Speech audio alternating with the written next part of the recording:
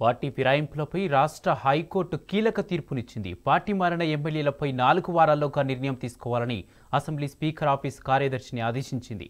నిర్దేశించిన సమయంలోగా చర్యలు తీసుకోకుంటే తామే సుమోటోగా విచారణ జరుపుతామని హైకోర్టు స్పష్టం చేసింది.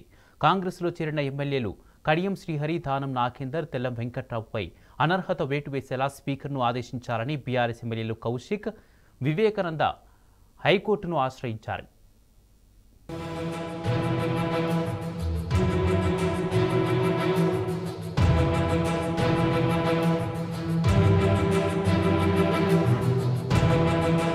కాంగ్రెస్ పార్టీలోకి ఫిరాయించిన బీఆర్ఎస్ ఎమ్మెల్యేలపై అనర్హత వేటు వేయాలన్న పిటిషన్లపై హైకోర్టు కీలక తీర్పునిచ్చింది. 4 వారాల్లో నిర్ణయం తీసుకోవాలని హైకోర్టు ఆదేశించింది. రాజ్యాంగపరమైన ఉన్నత పదవిలో ఉన్న స్పీకర్కు ఆదేశాలు జారీ చేసేందుకు కోర్టుకు అవకాశం లేనందున అసెంబ్లీ కార్యదర్శికి ఉత్తర్వులు జారీ చేస్తున్నట్టు కోర్టు తెలిపింది. అనర్హత పిటిషన్లను వెంటనే స్పీకర్ ముందు ఉంచాలని ఆదేశించింది. 4 వారాల వ్యవధిలో విచారణ షెడ్యూల్ను ప్రకటించాలని స్పష్టం చేసింది. ఆ వివరాల నివేదికను హైకోర్టు రిజిస్ట్రార్కు నివేదించాలని పేర్కొన్నది. సంబంధితులు 4 వారాల్లోగా చర్యలు తీసుకోకపోతే ఈ వ్యవహారాన్ని తామే సుమోటోగా కోర్టులో దాఖలైన వ్యాజ్యాలపై తిరిగి విచారణ చేపట్టి తగిన ఉత్తర్వులు జారీ చేస్తామని తేల్చి చెప్పింది.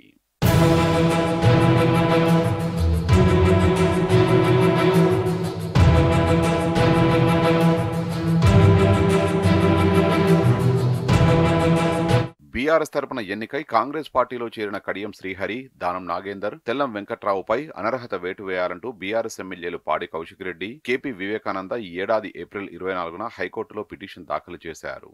దానం నాగేందర్ పై అనర్హత వేటు వేయాలంటూ బీజేపీ ఎల్పీ నేత ఏలేటి మహేశ్వర్ రెడ్డి మరొకరు వేర్వేరుగా 2 వ్యాజ్యాలను దాఖలు చేశారు. వీటిపై హైకోర్టు సుదీర్ఘంగా విచారణ జరిపి గత నెల 10న తీర్పును రిజర్వ్ చేసింది.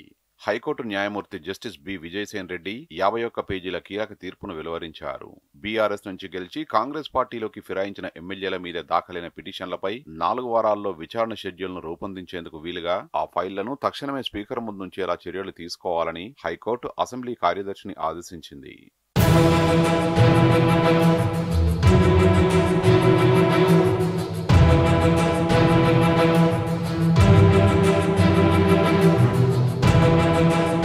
అనర్హత పిటిషన్లపై స్పీకర్ నిర్ణీత గడువులోపు నిర్ణయం తీసుకోవాల్సిందేనని స్పీకర్ మేఘాచంద్ర సింగ్ వర్సెస్ మణిపూర్ శాసనసభ స్పీకర్ మధ్య జరిగిన కేసులో సుప్రీంకోర్టు వెలువరించిన తీర్పును హైకోర్టు ప్రధానంగా ప్రస్తావించింది. రాజ్యాంగంలోని 226వ అధికరణం ప్రకారం పిటిషన్ విచారణపై హైకోర్టు అధికార పరిధి చాలా విస్తృతమని పేర్కొన్నది.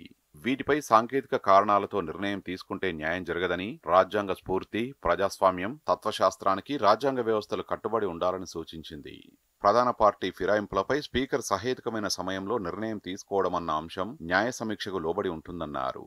నిర్ణీత సమయంలోగా స్పీకర్ నిర్ణయం తీసుకోవాలన్న పిటిషన్ల వాదన సరికాదనలేమని హైకోర్టు తేల్చి చెప్పింది. సభ గడువు ముగిసేదాకా స్పీకర్ మౌనంగా ఉంటే కోర్టులు చేతులు కట్టుకొని కూర్చోవని, అదే జరిగితే రాజ్యాంగ నిబంధనలకు, ప్రజాస్వామ్య సూత్రాలకు అర్థం లేనట్లే అవుతుందని హైకోర్టు వ్యాఖ్యానించింది. నిర్దిష్ట గడువులోగా అనర్హత పిటిషన్లను తేల్చాలంటూ సుప్రీంకోర్టు వెలువరించిన తీర్పుతో విభేదించబోమని ధర్మాసనం స్పష్టం చేసింది.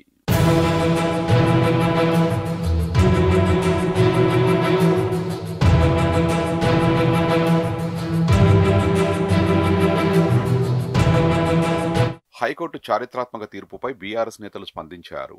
ఫిరాయింపులను ప్రోత్సహించిన కాంగ్రెస్ పార్టీకి న్యాయస్థానంలో, ప్రజాక్షేత్రంలో గుణపాఠం తప్పదని BRS party working president KTR అన్నారు. పార్టీ ఫిరాయింపులను అరికట్టేందుకు కఠిన చట్టం తెస్తామని ఎన్నికల సందర్భంగా మాట ఇచ్చిన కాంగ్రెస్ ఆ తర్వాత ఫిరాయింపులను ప్రోత్సహించిందని విమర్శించారు. ఒక పార్టీలో గెలిచి మరో పార్టీలోకి వెళ్లడమంటే నమ్మి ఓట్లేసి గెలిపించిన ప్రజలను మోసం చేయడమేనని అన్నారు. పార్టీ మారిన ఎమ్మెల్యేల నియోజకవర్గాల్లో ఉప ఎన్నికలు ఖాయమని కేటీఆర్ స్పష్టం చేశారు. తీర్పునకు అనుగుణంగా స్పీకర్ 4 వారాల్లో నిర్ణయం తీసుకుని ప్రజాస్వామ్యాన్ని కాపాడుతారని ఆశిస్తున్నట్టు మాజీ మంత్రి ఎమ్మెల్యే హరీష్ రావు తెలిపారు. హైకోర్టు తీర్పు కాంగ్రెస్ పార్టీకి చెంపపెట్టు లాంటిదన్నారు. పార్టీ మారిన ఎమ్మెల్యేలపై అనర్హత వేటు ఖాయమని హైకోర్టు తీర్పుతో తేలిపోయిందన్నారు.